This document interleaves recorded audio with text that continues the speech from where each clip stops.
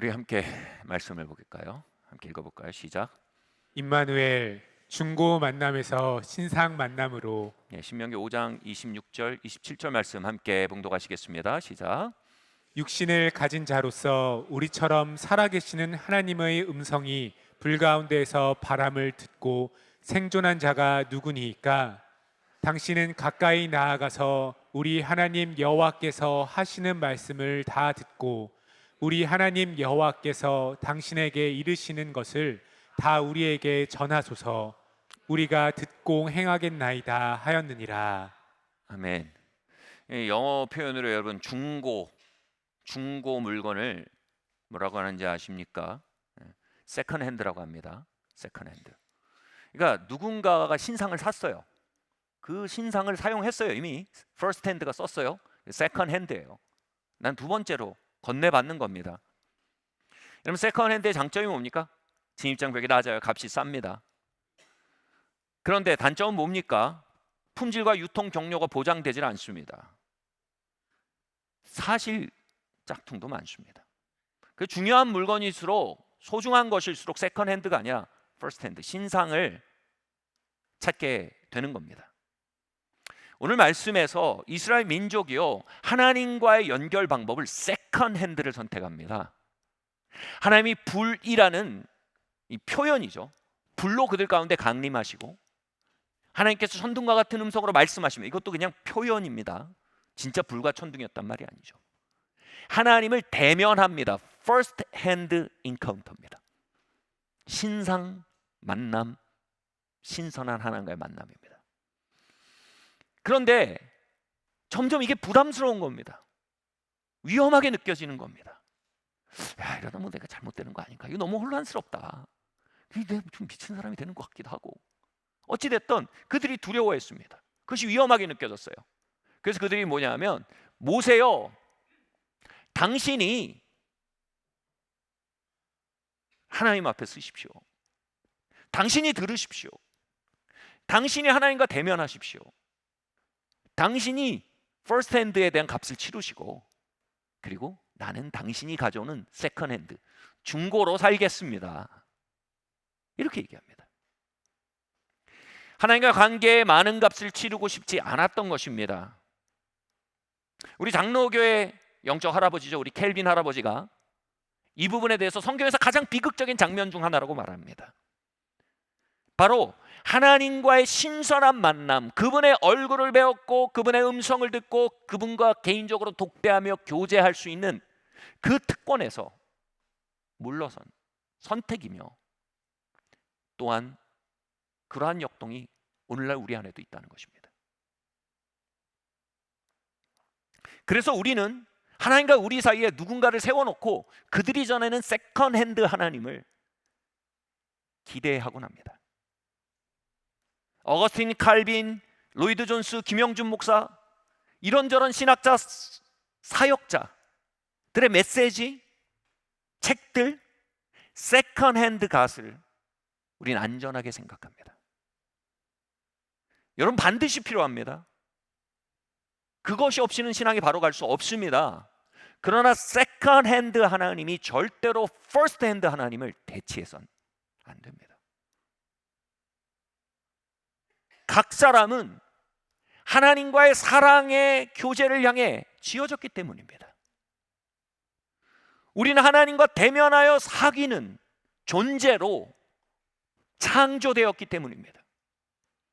우리가 퍼스트 핸드 하나님, 그분을 대면하고 그분과 교제하는 퍼스트 핸드 하나님과의 만나 교제하기 전까지는 우리의 존재의 진짜 목적을 알지 못합니다. 그러나 그 불의 하나님, 바람 속에 음성이신 하나님 만날 때 모든 이들이 말하게 됩니다. 난 이것을 위해 지어졌구나. 난 이걸 위해 태어났구나. 하나님과의 신선한 만남 안에 살도록 나는 창조되었구나. 야고보서 4장 5절 말씀 함께 읽겠습니다. 시작. 너희는 하나님이 우리 속에 거하게 하신 성령이 시기하기까지 사모한다 하신 말씀을 헛된 줄로 생각하느냐? 놀랍습니다. 하나님이 우리를 사랑하신다는 표현으로 지금 야고보서 기자는 성에 안 찼습니다. 하나님이 우리를 사모하신답니다. 연모하신답니다. 갈망하신답니다. 질투하기까지요. 굉장히 퍼스널한, 굉장히 개인적인 사적인 관계를 말하는 것입니다. 여기서 말하는 질투는 정서적 불안정에서 오는 질투가 아닙니다. 여기서 말하는 질투는요, 원래 그 자리에 속했던 것을 바로 놓고자 하는 열심입니다. 흔히 만나는 질투 이것입니다. 여러분, 어머니들이 집에 오실 때 질투를 경험합니다. 뭐냐 하면 소파 위에 있어야 될 쿠션이 바닥에 나뒹굴고 있고, 싱크대에 있어야 될 숟가락이 탁자 위에 구르고 있고, 그리고 쓰레기통에 있어야 될 휴지가 방문 문고리에 걸려 있으면 여기서 질투가 일어납니다. 이게 뭐예요? 열심이라고 말합니다. 이것이 모두 제자리로 돌아가기까지 엄마는 쉬지 못합니다. 그 열심으로 모든 것을 바로잡을 때 비로소 쉴 수 있게 되는 겁니다. 이게 질투입니다. 여러분, 하나님은 우리를 연모하시는데 우리를 질투하시기까지 연모하세요. 다시 말해, 그분과의 first hand 관계로 위에 하나님이 우리를 지으셨고요, 거기가 우리가 살아야 할 자리고요, 그 first hand 신선한 하나님과의 만남 가운데 살지 않는 우리에 대해서 질투하십니다. 첫사랑으로 돌아오라. first love입니다. second hand love가 아닙니다. first love입니다. 난 널 그걸 위해 지었어. 요네가 가라는 니느웨로 안 가고 다시스로 갈 때 바로 뭡니까? 질투가 일어나는 겁니다. 그는 니느웨를 향해 지어진 사람이었는데 다시스로 갈 때 뭡니까? 하나님의 질투가 태풍을 일으킵니다. 배가 흔들립니다. 그리고 제비를 뽑았는데 요나가 뽑힙니다. 그리고 바다에 던졌는데 고래가 받아먹습니다. 그리고 고래가 토해났는데 해필 아니면 니느웨입니다. 이 해필 아니면의 연속을 뭐라고 합니까? 섭리라고 합니다. 이 섭리 주변에 뒤에 뭐가 있습니까? 우리를 연모하시는 하나님의 질투가 있습니다. 우리를 니느웨, 즉 first love, 하나님과의 first hand, 신선한 만남 안으로 다시 불러들이시는 하나님의 열정이 우리의 모든 섭리의 중심에 있다는 것을 우린 발견해야 합니다. 그래야 삶이 절약됩니다. 그래야 지혜가 돌아옵니다. 그래야 판을 읽을 수 있게 됩니다.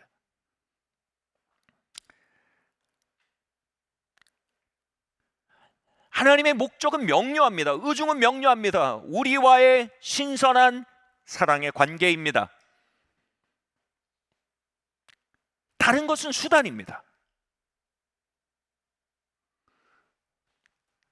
아내에게 제가 일부 예배 때 이렇게 이 단어를 쓰고 이게 설교에 맞지 않는 단어라고 생각해봤는데 다른 단어가 생각이 안 났어요. 다가설 때, 좋은 단어가 있네요. 다가설 때. 다가설 때 제가 이렇게 말했습니다. 그때 매트릭스 2가 개봉했습니다. 선사시대 같은 얘기네요. 매트릭스 2가 그때도 사랑을 했답니다. 근데 매트릭스 2가 개봉을 해서 제가 유경화 자매에게 이렇게 말했습니다. 우리 매트릭스 2 보러 가자고 말입니다. 이게 매트릭스 2 보자는 얘기입니까? 좋아한다는 얘기지요. 관심이 있다는 얘기지요. 사랑하자는 얘기지요. 근데 제 의중을 아는지 모르는지 이 아가씨가 매트릭스 2를 보러 나온 겁니다.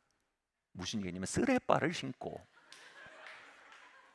맨 얼굴로 티셔츠 하나 입고 펑퍼짐한 청바지 하나 입고 나온 거예요. 아, 이 아가씨가 진짜 영화 보러 왔구나. 내 의중과 상관없이. 영화를 계속 보다가 안 되겠어요. 제가 의중을 명료히 할 필요를 느꼈습니다. 영화가 끝나고 나와서 종로였습니다. 앉혀놓고 종로 거리에서 얘기를 했습니다. 사실은 네가 내 의중을 모르나 본데 난 너가 좋다. 그리고 너를 보면 내가 더 좋은 사람이 되고 싶다는 마음이 생긴다. 이거는 좋아한 걸 넘어서는 것 같다. 이 관계는 나를 성장시킬 것 같다. 이거는 내가 너를 사랑하는 것 같다. 제 의중을 드러낸 겁니다. 내가 그때 너 산책하자 그런 거, 그 산책하자 그런 거 아니다. 내가 너 그때 나가서 커피 한 잔 먹자고, 커피 먹자고 한 거 아니다. 매트릭스도 영화 보자고 한 거 아니다. 사귀자는 거였다. 그러니까 이 아가씨가 제 손을 다 잡아주더라고요. 그 순간 그 쓸쓸했던 산책의 시간들, 씁쓸했던 커피 한 잔과 이게 뭐지 싶었던 영화 관람 시간들이 다 흑백에서 컬러로 돌아왔어요. 손 한 번 잡아줄 때. 이 모든 것이 우리가 연결되기에 써온 각본이구나. 그 의중에 응답해 준 것입니다. 사랑하는 성도 여러분, 요한계시록 역사 완성에 대해 성경이 뭐라고 쓰는지 아십니까? 어린 양의 혼인잔치와 신부가 준비될 때 역사가 완성된답니다. 하나님의 의중은 그리스도가 우리를 신부로 맞아들이시는 걸로 완성됩니다. 우리 각자를요, 그분의 의중은 명료합니다. 여러분의 스토리는 다 모르지만 여러분 각자를 향한 그분의 의중은 하나입니다. 그분은 여러분을 사랑하십니다. 그분은 우리를 그 친밀함의 관계로 부르기 원하셨습니다. 어린 양의 혼인잔치와 그 신부를 준비하신 것입니다. 질투하기까지, 그분은 이 자리에 이 목소리를 듣게 되기까지 이래 오셨습니다. I love you.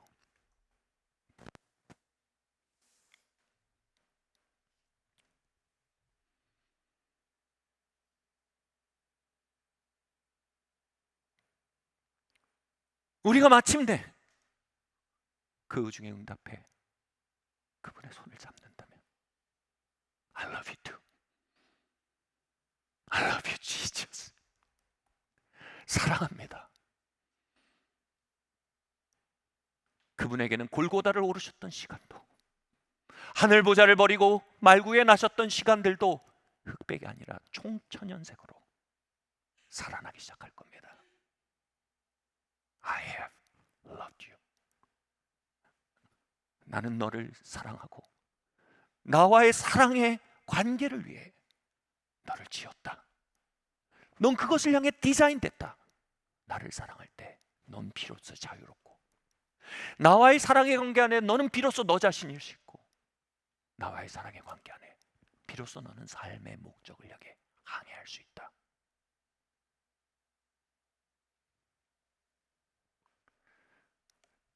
영원히 시간을 만나는 순간인 것입니다. 우리 조용히 하나님 손 한번 잡아드리세요. 주님 사랑합니다. 나도 사랑합니다. 고린도서 7장 23절 24절 말씀입니다. 시작. 너희는 값으로 사신 것이니 사람들의 종이 되지 말라. 형제들아, 너희는 각각 부르심을 받은 그대로 하나님과 함께 거하라. 하나님이 우리를 사랑하신다는 건요, I love you guys가 아닙니다. 이게 뭐냐면 여러분 사랑합니다, 여러분 모두 사랑합니다, 이런 게 아닙니다. 하나님 우리 사랑하신다는 건 이름으로 아시는 것입니다. 이름으로 사랑하시는 겁니다. 그래서 입증하는 구절이 마가복음 5장입니다. 마가복음 5장에서요, 예수님이 수천 명에게 하루 종일 사역을 하세요. 정말 힘듭니다, 여러분. 동정업계 종사자로서 제가 알아요. 예수님 정말 힘드셨어요. 하루 종일 관대하게 사역하시고 저녁이 되시니까 기도하러 산에 올라가십니다. 근데 기도하실 때 그분은 하나님이 행하시는 것을 보고 그분의 음성을 들었다고 그분이 말씀하셨어요. 그래서 갑자기 기도하다가 일어나셔서 예수님이 제자들에게 말씀하십니다. 짐 싸라. 제자들은 사역 끝나고 지금 호텔에 들어가려고 했는데 짐 싸라. 우리 오늘 밤에 저 바다를 건너간다. 헐. 하루 종일 사역했어요. 예수님, 너희가 했냐 내가 했지, 가자. 이제 밤에 배를 준비해서 가는데 베드로가 말합니다. 예수님, 오늘 밤에 태풍 온답니다. 가자. 리스크 테이킹 하는 겁니다. 배를 타고 가는데 태풍이 옵니다. 난리가 납니다. 근데 예수님 너무 피곤하시니까 그 태풍 안에서 배에서, 배가 어선이었거든요. 요트가 아니고, 없어요 선실이. 파도를 맞으면서 주무셨어요. 너무 피곤하신 거예요. 그러면서 어디로 가시냐면 거라사라는 곳에 도달하십니다. 이 갈릴리가 호수자 바다거든요. 원래는 호수인데 너무 커서 바다로 보여요. 그러니까 건너편 거라사로 가신 거예요. 거기 가서 무덤 사이로 가십니다. 제자들은 주님 밤에 와가지고 무덤을 가시고, 내가 안 하고 싶은 거 골라서 하시는 것 같아요. 갑니다. 제자가 거기서 뭐냐면 거기 단 한 명의 사람이 있습니다. 우리가 거라사 광인이라고 읽었던 사람입니다. 귀신 들려서 광인이 되어서 자신을 해하면서 무덤 사이에 홀로 살고 있는 사람입니다. 비명을 지르고 가까이 오는 사람을 공격하고 자기 혐오에 완전히 사로잡혔어요. 수치에 사로잡혔어요. 분노에 사로잡혔어요. 예수께서 그에게 다가가셔서 그를 만져주십니다. 그리고 그를 자유롭게 하십니다. 그리고 그를 완전히 깨끗하게 하십니다. 거라사 광인이 엎드려 주님께 경배합니다. 뭡니까? I love you, Lord. 주님 사랑합니다. 주님이 그 예배를 받으시고요. 어떻게 하신지 아세요? 돌아가서 배를 타십니다. 그리고 다시 똑같은 해변으로 돌아가십니다. 거기에 수천 명의 사람들이 기다리고 있어요. 다시 사역을 하십니다. 무슨 얘기입니까? 얼마나 큰 낭비입니까? 갔다가 돌아온 거예요. 태풍 뚫고. 그리고 그 과정 속에 번외편으로 귀신이 나가서 곱게 나간 게 아니라 옆에 있는 돼지떼에 들어갔어요. 이 돼지떼가 놀래가지고 바다에 뛰어들어서 다 죽었어요. 마을 사람들이 화가 나가지고, 여러분 캔슬 컬처는 그때도 있었습니다. 예수 물러가라 막 한 거예요. 이 모든 혼잡을 일으키면서 예수님은 이것을 손실로 여기지 않으셨습니다. 이것을 성공적인 사역으로 여기셨습니다. 왜요? 거라사 광인 하나를 만나신 겁니다.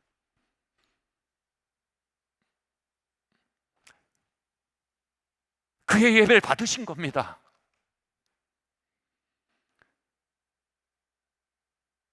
예전에 광장동에서 예배드리던 시절입니다. 선사시대 다음인 것 같아요. 광장동에서 예배드리는 시절에 저희가 아무리 기도를 해도 주일 예배를 렌트를 해서 다른 곳에 렌트를 해서 예배드려야 된다는 생각이 들었어요. 하나님 인도하시려고 예배했어요. 그래서 압구정에 한 홀을 빌려서 주일 예배를 드렸어요. 렌트료가 일단 싸지 않았어요. 두 번째로 성도들이 거기로 오려면 다 20-30분 차 타고 대중교통 타고 와야 됐어요.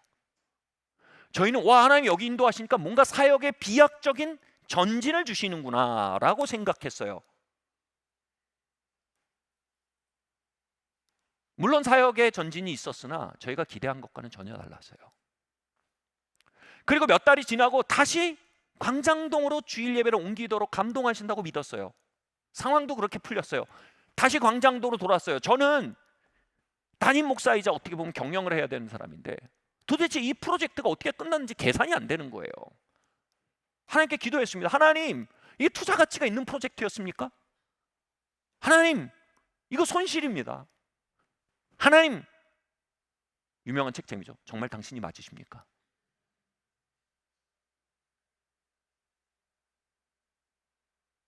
몇 번을 기도했지만요, 똑같은 대답이 왔습니다. 제가 압구정에 있을 때 한 영혼이요, 약속이 있어서요 지나가고 있었습니다. 늦어버린 거예요. 에이, 늦었다고 돌아서 가는데 이상한 소리가 들리는 거예요. 쑥 들어가서 예배를 드린 거예요. 그래서 하나님 만난 거예요. 그는 상처받고 실망하고 공허감에 죽음을 생각하고 있는 사람이었어요. 하나님을 거기서 만난 거예요. 지금까지도 말합니다. 내가 그때 하나님을 만나지 않았으면, 내가 그때 그 홀에 걸어 들어가 하나님과 다시 커넥트되는, 하나님이 다시 나를 first hand encounter, 하나님과의 신선한 만남으로 다시 날 이끌지 않으셨다면 나는 이미 죽고 없어진 사람입니다. 저는 삶을 계속할 힘도 의지도 없었습니다. 계속 저에게 감동하신 것, 야, 너 충분하지 않아? 충분하지 않아? 솔직히 말할게요. 전 충분하지 않아요. 솔직히 말할게요.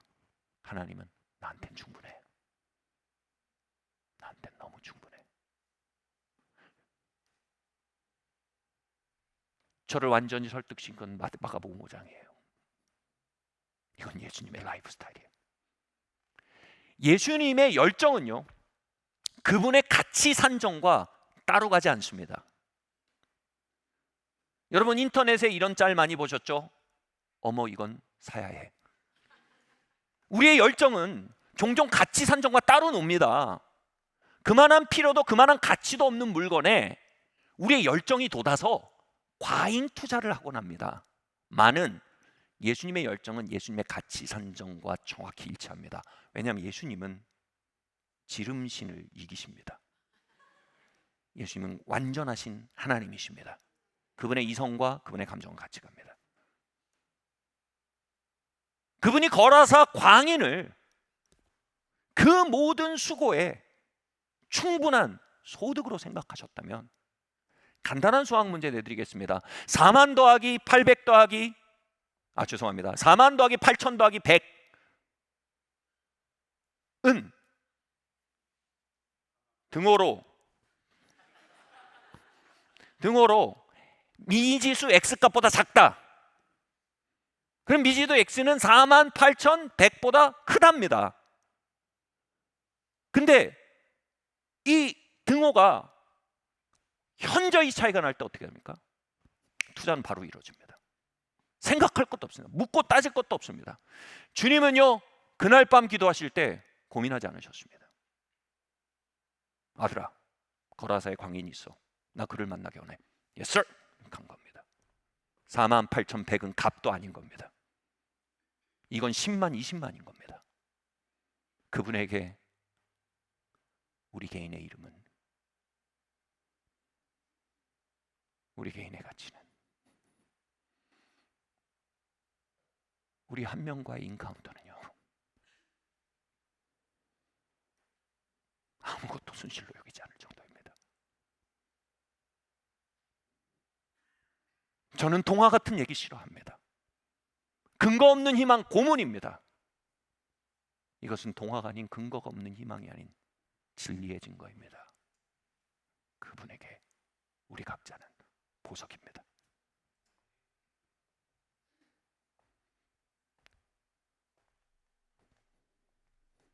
저는 이런 얘기를 근 몇 달 동안 자주 들었습니다. 어머, 이 교회는 나를 위해 위례해 온 것 같아요. 그냥 들으면 헐, 정확히 진리와 일치합니다.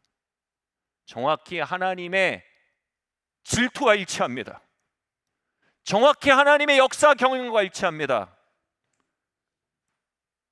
하나님은 한 사람을 만나고 한 사람이 예배를 받고 한 사람과의 신선한 교제를 위해 모든 것을 내려놓을 수 있는 사랑의 하나님이십니다.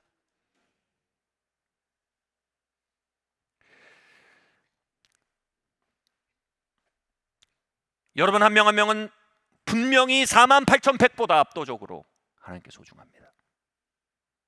그 모든 시간과 그 모든 리스크 테이킹과 그 모든 태풍에도 불구하고 하나님과의 만남은 단연코 빛나는 가치입니다. 그래서 오늘 읽은 고린도전서 7장 23절을 한 영어 성경이 이렇게 번역합니다. 너희는 비싼 값으로 사들인 존재이니 세상의 종이 되지 마라. 같이 말할까요? 나는 비싼 값으로 사들인 존재이다. 나는 하나님께 보석이다.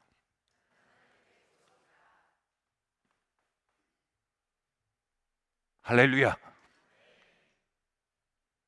로마서 10장 6절 말씀 함께 읽겠습니다. 시작. 믿음으로 말미암는 의인은 이같이 말하되 내 마음에 누가 하늘에 올라가겠느냐 하지 말라 하니 올라가겠느냐 함은 그리스도를 모셔 내리려는 것이요 혹은 누가 무저갱에 내려가겠느냐 하지 말라 하니 내려가겠느냐 함은 그리스도를 죽은 자 가운데서 모셔 올리려는 것이라. 예, 우리는 하나님과의 만남으로 지어졌습니다.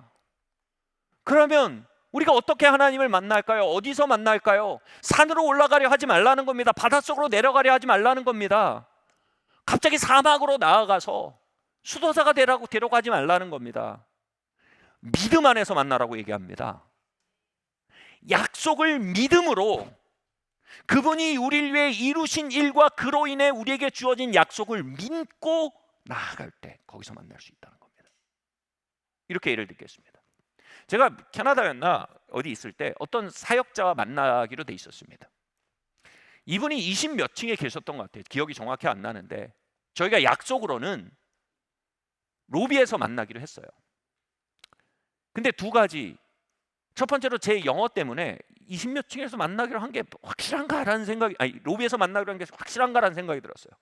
두 번째로 저의 과잉 친절 기질 때문에 내가 그 층에 올라가서 그 층에 있는 그 있어요. 엘리베이터 안에 있는 잠깐 이 작은 소형 로비에서 내가 기다린다면 좀 더 친절한 일이겠구나라는 생각을 했습니다. 로비에서 만나기로 한 약속이 흐려진 것입니다. 엘리베이터를 타고 올라가는데 이 큰 건물일수록 엘리베이터 잡기 힘들죠. 한참 기다려서 엘리베이터 타고 올라가서 20 몇 층에 올라가서 그 소형 로비에서 기다리는데 안 나오는 거예요. 그래서 그 비싼 해외 통화로 전화해가지고 이제 제가 한국 통화니까 얘기하는데 로비에 있다는 거예요. 그리고 내가 로비에서 만나기로 약속한 거 아닌가요? 라고 묻는 거예요.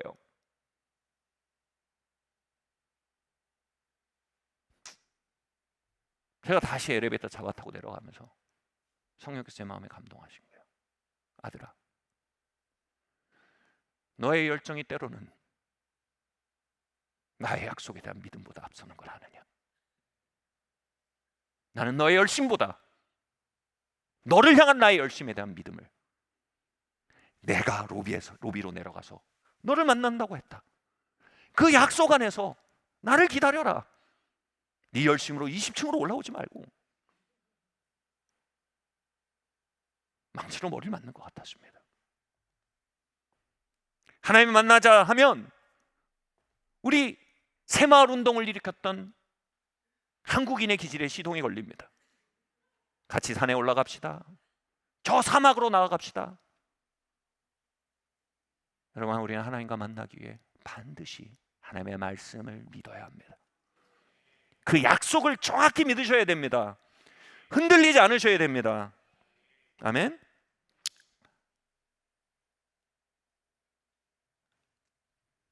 여러분, 신약의 시작, 복음의 시작이 어떻게 됐습니까? 메리 크리스마스로 시작됐습니다. 뭡니까? 임마누엘이라는 선언이 시작됩니다. 같이 말할까요? 임마누엘. 이게 뭐냐면 하나님이 이제 우리와 함께 하신다. 임마누엘. 하나님이 이제 우리와 함께 하신다. 약속입니다. 선언입니다. 그 믿음 안에서 우리가 산으로 올라가지 않고 바닷속으로 가지 않고 뭐라고요? 그 믿음 안에서 하나님 이제 나와 함께 하신다는 믿음입니다. 무슨 얘기입니까? 이 믿음을 목사님 좀 같습니다. 근데 사실요, 이 믿음이 우리 안에서 밀려난 때가 대단히 많습니다. 예를 들어 드리겠습니다. 이 믿음을 우리 안에서 밀어내는 대표적인 힘이 트라우마입니다. 여기 있는 우리 모두는요, 외로움이라는 트라우마를 가지고 있습니다. 홀로됨이라는 트라우마요, 분리라는 트라우마를 가지고 있습니다. 목사님, 저는 좋은 어린 시절을 보냈습니다. 아니요, 여러분, 굉장히 힘든 일이 있었습니다. 여러분, 태어날 때 뱃속에서 의식이 생겼어요. 여러분 처음 경험하고 각인한 일은 뭡니까?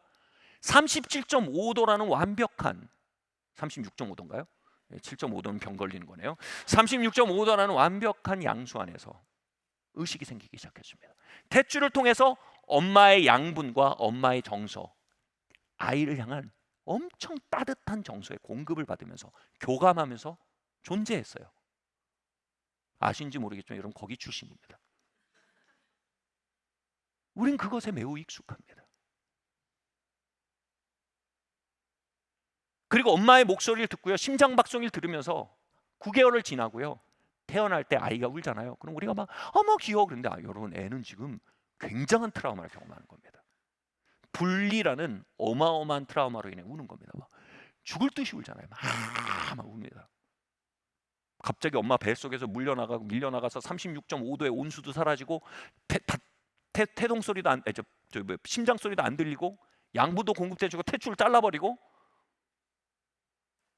갑자기 아빠의 까칠한 수염이 막 키스를 하고, 이게 뭐냐면 분리에 대한 트라우마입니다. 우리는 그 연합에 대한 추억과 분리에 대한 트라우마를 다 가지고 있습니다. 이건 우리 몸 안에 기록된 겁니다. 자라나면서요, 그 경험은 더 깊어집니다. 유치원을 갑니다. 생전 모르는 애들이 와서 왜 넌 이렇게 다리가 짧아? 분리를 경험합니다. 초등학교 갑니다. 너 어느 아파트 살아? 그래? 분리, 이거 내던져짐을 계속 경험합니다. 그나마 대학까지는요, 동료 집단이라는 일치감을 경험하지만 대학을 졸업하는 순간 우리는 철저히 우리가 만드는 효과에 의해 평가받는 사회를 삽니다. 실적이요. 여기서 더 분리를 경험합니다. 인생의 역사는요, 내던져짐의 역사입니다.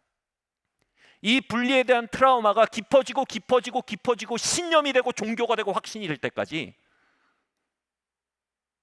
우리는 어른이 되어갑니다. 어른이 됐다는 것 이코로 이 신념을 가졌다는 걸 의미합니다.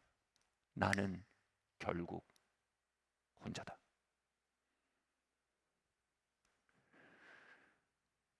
나는 결국 이 모든 시간을 홀로 헤쳐 나가야 한다. 인생은 결국 홀로 서는 것이다. 아무도 나를 돕지 않는다. 어린애처럼 징징거리지 마라. 이제 어른이다.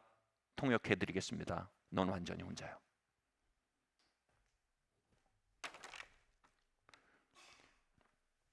내 몸이 가난을 기억해요라는 절묘한 조크가 있습니다. 내 몸이 분리를 기억합니다. 그리고 그 우리 안에 심긴 분리라는 메시지의 스피커는요, 잔혹하게 방송합니다. 죄송합니다만 이 표현이 너무 정확한 표현이어서 조금 듣기 사납지만 말씀드리겠습니다. 요즘 인터넷에 이런 말이 있어요. 발작 버튼이란 말이 있어요. 모든 트라우마엔 버튼이 있습니다.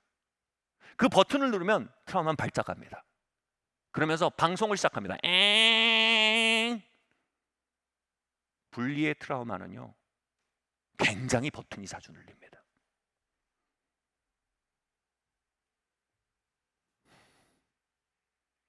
가을이 오고 낙엽이 떨어지면 버튼이 눌립니다. 크리스마스가 다가오는데 연인이 없으면 버튼이 눌립니다. 대표적으로 어려운 일이 다가오면 버튼이 눌립니다. 넌 혼자야. 이 속에서 넌 내던져진 사람이야. 너는 이 시간 동안 홀로 견뎌나가야 돼. 미래가 예측 안 될 때 버튼이 눌립니다. 누군가 친절하게 웃어주지 않을 때 버튼이 눌립니다. 여러분의 버튼이 언제 눌리지 몰라도 저의 버튼 중 하나는 텅 빈 거실입니다.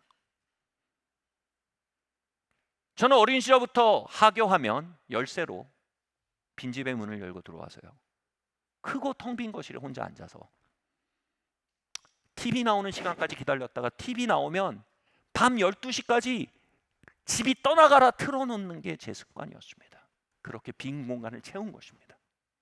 아주 늦은 시간이면 가족들이 한두 명씩 들어오곤 했습니다. 저는 텅 빈 거실을 보면 발작 버튼이 눌립니다.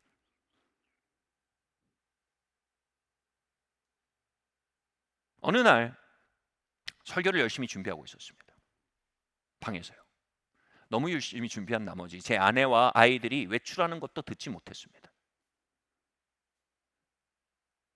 저는 이제 마음이 좀 지쳐서 나와서 이제 커넥션을 찾고 싶은 거예요. 그게 우리가 진짜 쉬고 싶을 때 커넥션을 찾아요.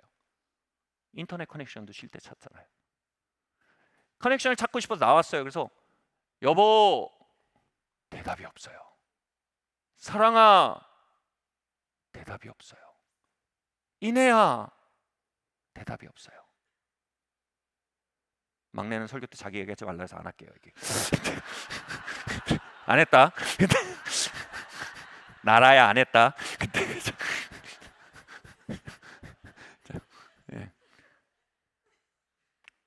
그 불이 다 꺼져 있는 방에 이 거실에 이렇게 서서 제가 이렇게 말하는 거예요. 스피커가 켜진 거예요. 이렇게. 또 혼자네.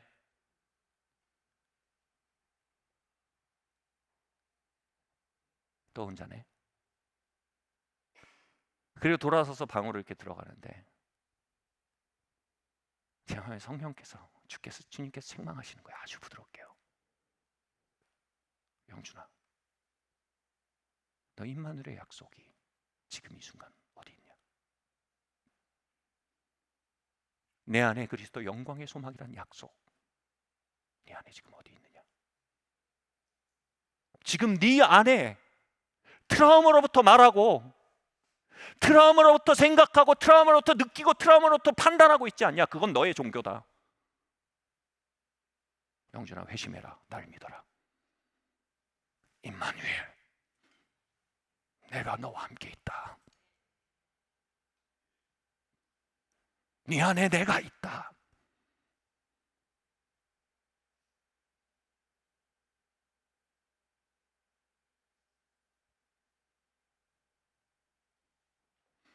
임마누엘의 복음은 절대로 진공상태나 하얀 백지에 쓰여지는 동화가 아닙니다. 임마누엘의 복음은요, 우리의 트라우마의 대포들이 포화를 쏟아놓는 전쟁입니다. 그 전쟁터에 그 포탄 속을 뚫고 달리는 메신저입니다. 이제 하나님이 우리와 함께 하십니다.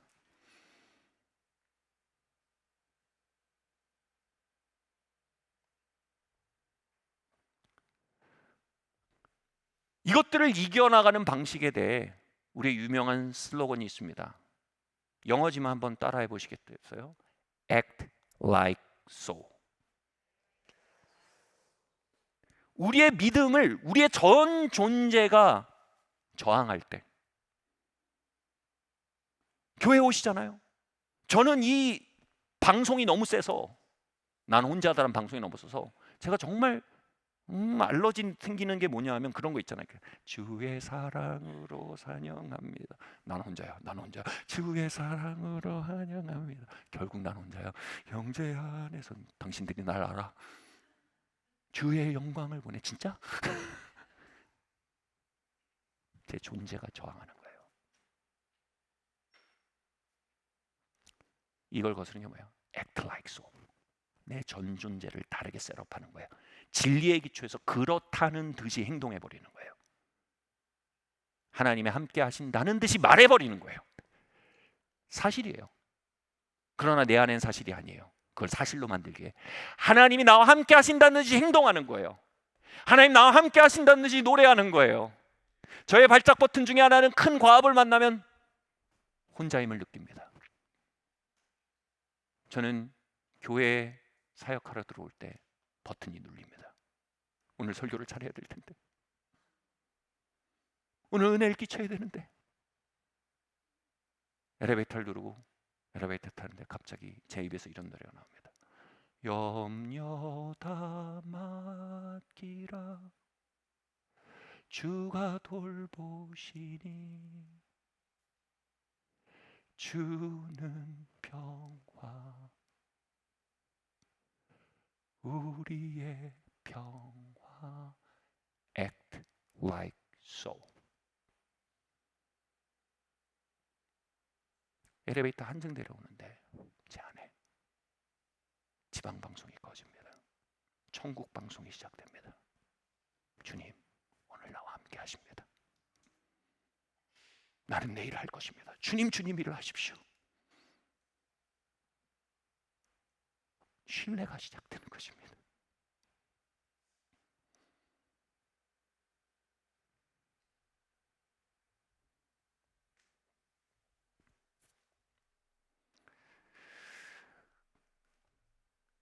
우리의 뉴런과 이 체계들이 우리의 삶의 경험에 의해서 길이 잡힌다고 합니다. 그리고 우리는 그 신경계에 잡힌 길에 의해 느끼고 해석하고 판단하고 말합니다. 그래서 우리의 몸이 트라우마를 기억합니다. 저의 신경계는 홀로 있음에 길들여졌습니다. 여러분 어떠십니까? 이것을 뒤집어 엎는데 400번에서 700번의 새로운 현실에 대한 프랙티스, 연습이 필요하다고 합니다. 성경은 말합니다. 이제 하나님이 우리와 함께 하십니다. 초등학교 그 거실 전 혼자였습니다. 이제 그리스도가 내 안에 사십니다. 정글 같았던 고등학교 시간 저는 혼자였습니다. 이제 하나님이 내 안에 사십니다. 이제 하나님이 내 안에 사십니다. 이제 나는 그 진리를 프랙티스 해야 합니다. 내 신경이 줄을 서고 뉴런이 다시 형성될 때까지 400번에 700번이라고 합니다. 나는 노래할 겁니다. 나는 버스에서도 이상한 사람이 될 겁니다. 하나님 감사합니다. 하나님이 시간 나와 함께 하십니다. 영준아, 하나님이 너와 함께 하신다. 혼자 거실에 남겼을 때 아니죠. 잘못 말했어요. 주님, 오늘 주님과 저와 단둘이네요. 할렐루야. 근데 이거 너무 심파조라 하지 맙시다. 즐겁게 하면 뉴런이 100배 정도 빨리 형성된답니다. 할렐루야, 주님 나와 함께 하십니다. 임마누엘, 하나님이 우리와 함께 하십니다. 우리 한번 옆에 할까요? 임마누엘. 아멘.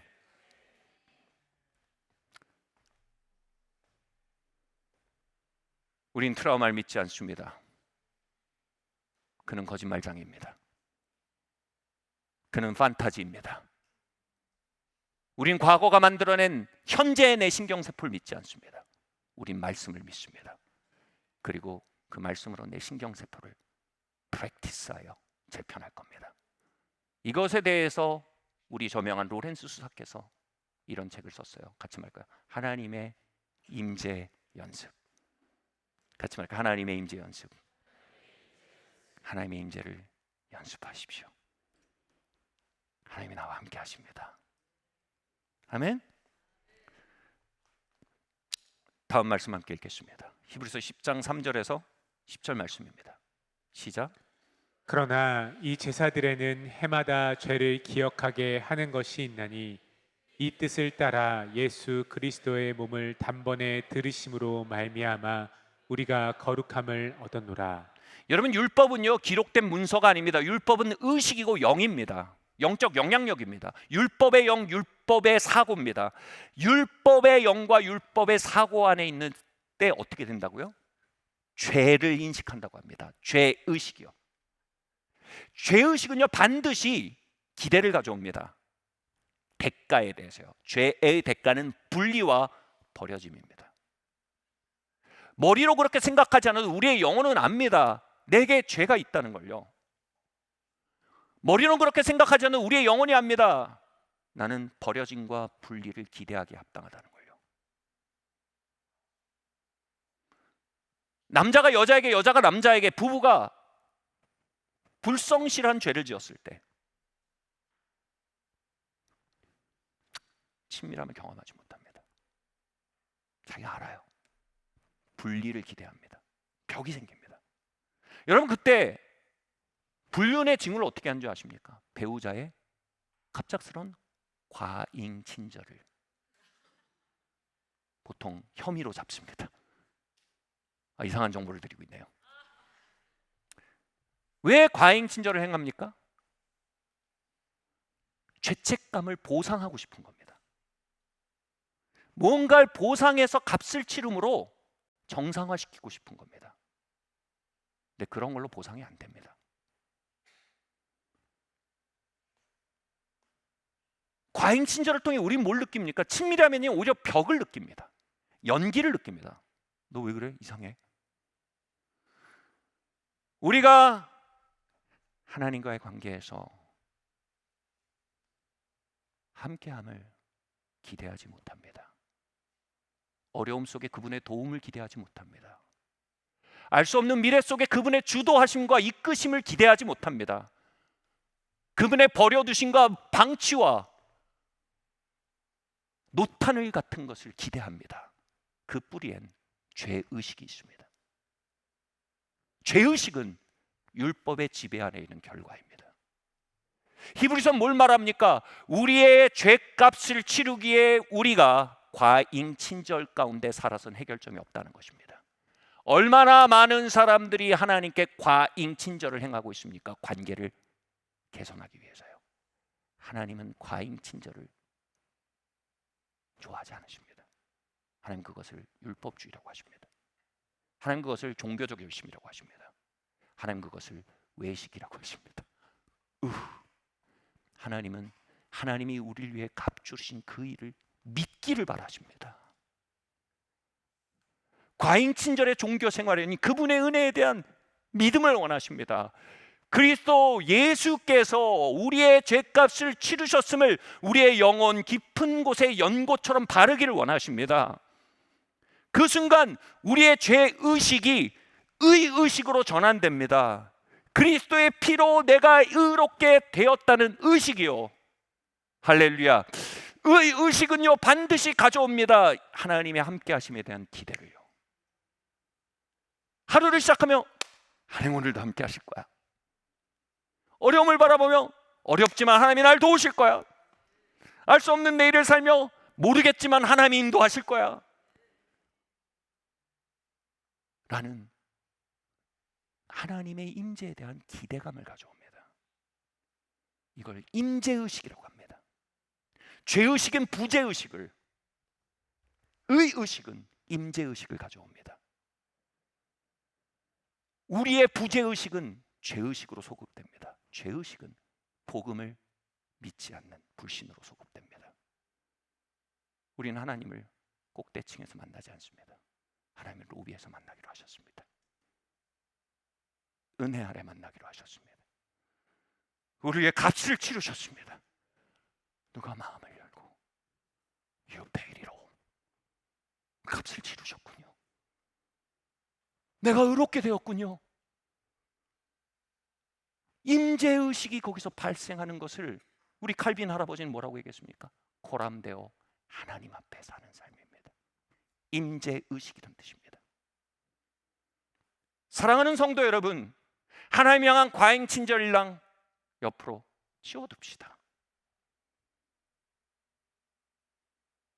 좋으신 하나님을 진짜로 믿으셔야 됩니다. 하나님 로비에서 기다리고 계셨습니다. 금식의 40층에 계십니까? 헌신의 50층에 계십니까?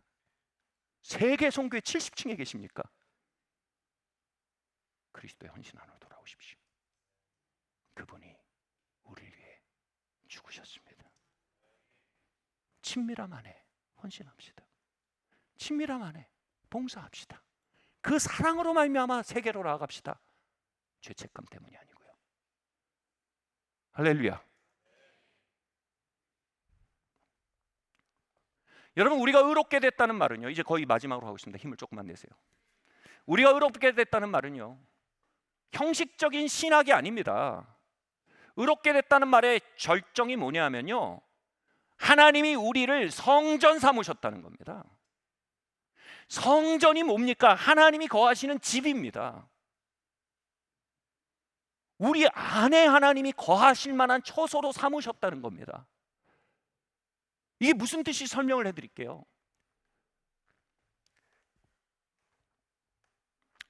한 정신과 의사의 책에 이런 얘기가 나옵니다.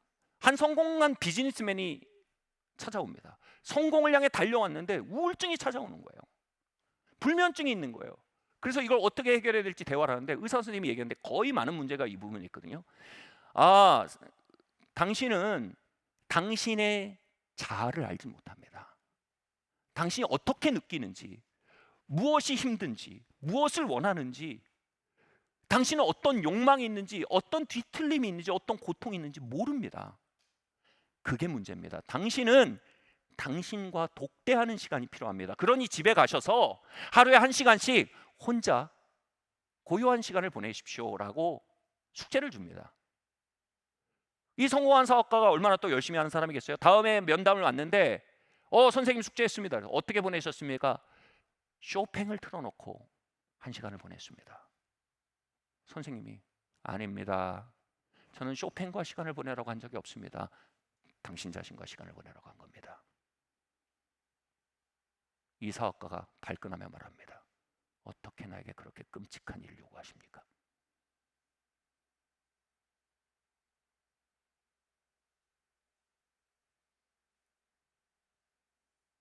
우리는 진짜 나 자신과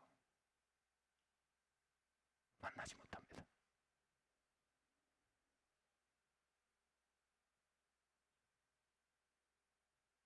우리 안에 진짜 이야기를 우린 똑똑히 들여다볼 여유가 없습니다. 우리의 진짜 실패와 추함들을 받아들일 공간이 없습니다. 그래서 우린 우리와 함께하지 않습니다. 우린 연속 드라마와 함께합니다. 우리는 술과 함께합니다. 파티와 함께합니다. 나와 함께할 수 없습니다. 하나님은 나도 외면해버린 나를 당신의 거처로 삼으십니다. 나의 이야기들을 당신의 거처로 삼으십니다. 나의 추한 단면들까지 당신의 거처로 삼으십니다. 하나님은 우리 안에 계십니다. 아멘.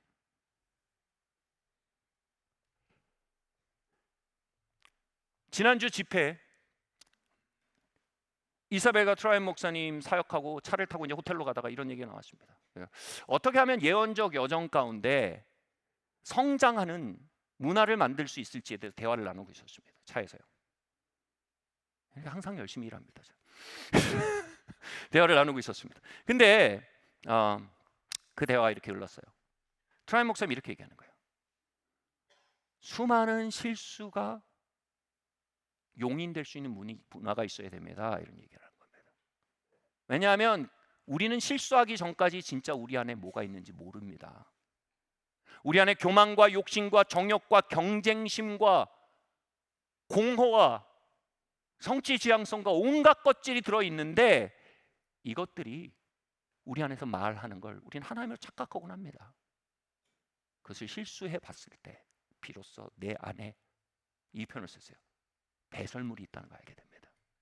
So when we pooped, 사적인 대화니까 이런 표현. 우리가 똥 쌀 때, 우리가 배설할 때 비로소 우리의 내용을 알게 되고요. 그리고 그 실수들을 통해 우리는 우리를 만나고 성장하게 됩니다.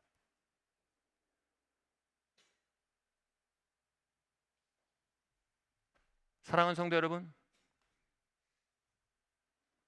하나님은 우리 안에 있는 배설물이 밖으로 나올 때 놀라지 않으십니다. 왜냐하면 우리 안에 계시거든요.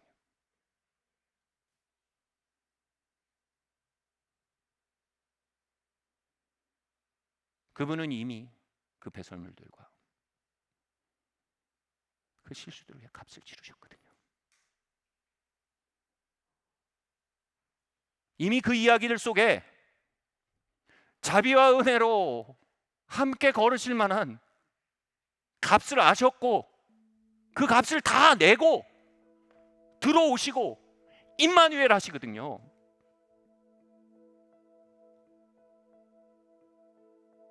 우린 그 과정 속에 하나님과 동행할 수 있어요. 예수님 말씀하셨어요. 도끼가 나무 뿌리에 놓였다.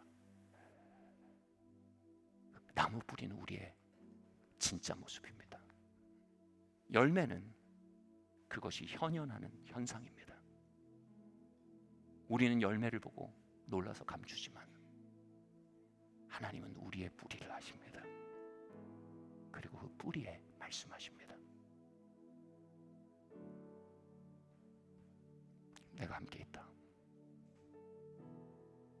불안 가운데 진통제로 달려가지 마라. 정욕이란 진통제로 달려갈 필요 없다. 내가 너의 고통에 대한 솔루션이 되겠다. 도끼가 나무 뿌리에 놓인 겁니다. 너의 두려움을 한다. 그 두려움으로 인해 이것저것 붙들고 미래에 대해 발발발발 떨면서 스스로 망가뜨리지 마라. 내가 널 인도할 거야. 내가 너 삶을 주관할 거야. 모든 것이 협력하여 선을 거야. 아들아, 내 말 들어. 너 미래 모르지만 난 미래를 알아.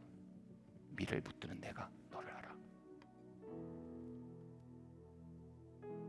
그분은 우리의 열매를 아이 더럽다 하시는 율법의 자리에 있지 않으십니다. 그분은 우리의 뿌리에 참여하시고 그 뿌리에 농사 지으시고 그 뿌리에 비료를 주시고 그 뿌리를 바로잡아 가시는 인재로 함께 하십니다.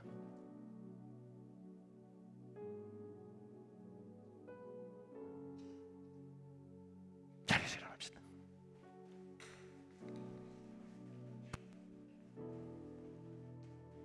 임마누엘, 임마누엘, 임마누엘, 임마누엘, 임마누엘. 하나님이 우리의 영혼을 하나님이 이제 나와 함께 하신다.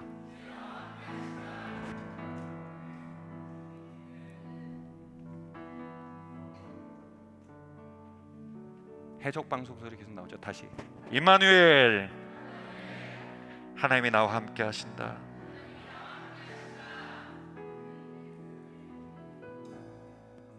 말구유에 나신 분이 구유보다 더한 내 뿌리 속에 나셨다. 그분이 나의 이야기 속에, 나의 뒤틀림 속에, 나의 실수 속에, 나의 병듦 속에, 나의 욕망 속에, 나의 소망 속에 함께 계시다. 주님, 당신을 환영합니다. 임재하시는 주님,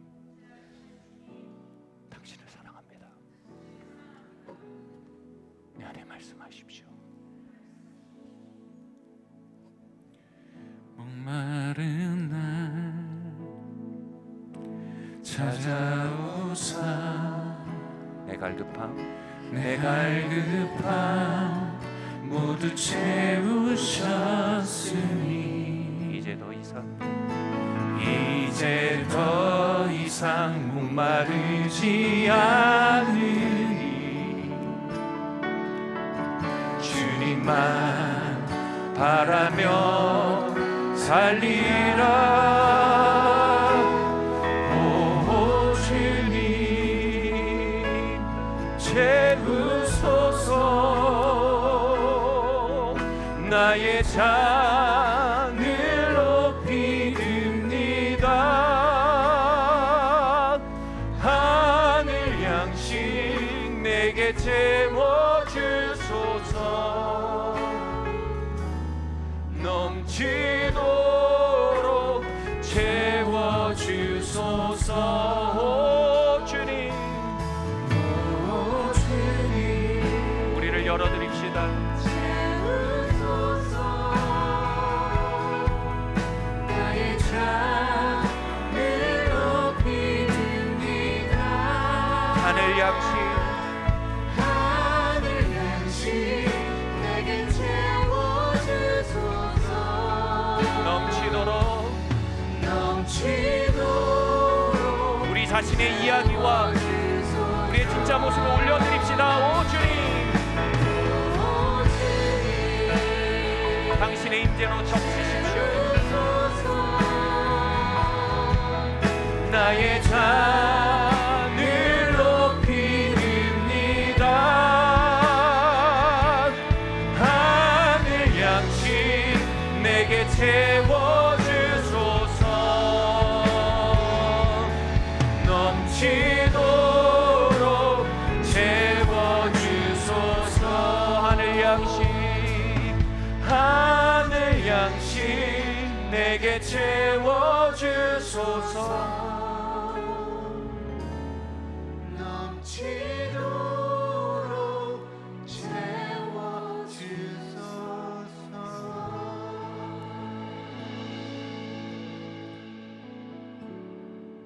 우리 같이 고백합시다.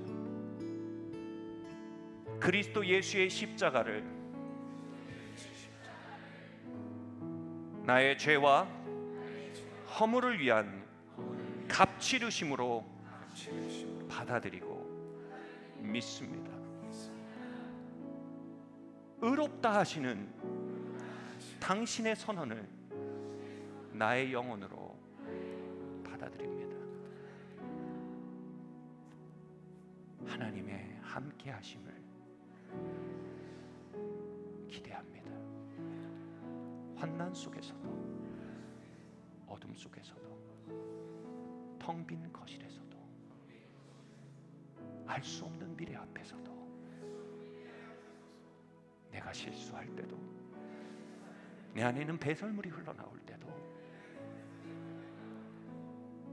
당신은 나와 함께하기에 충분한 값을 치르셨습니다. 당신은 이제 나와 함께 하시며 나를 인도하시며 나를 고치시며 나를 바로잡으시며 의의 열매를 맺도록 나의 삶을 인도하는 나의 목자이십니다. 내 안에 계신 주님,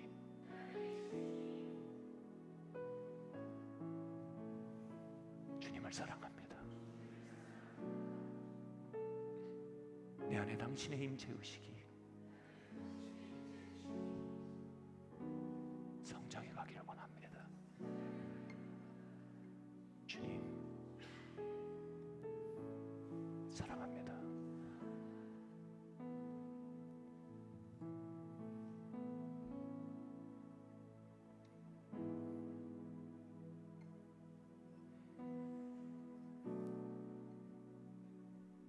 예, 주님. 그 친밀함의 은총을 우리에게 부으시옵소서. 전례 없는 임재의식을 어둠 속에서도, 더러움 속에서도, 두려움 속에서도, 스트레스 속에서도 전례 없는 임재의식으로 우리의 부재의식이라는 뿌리를 찍어내 주시기 원합니다.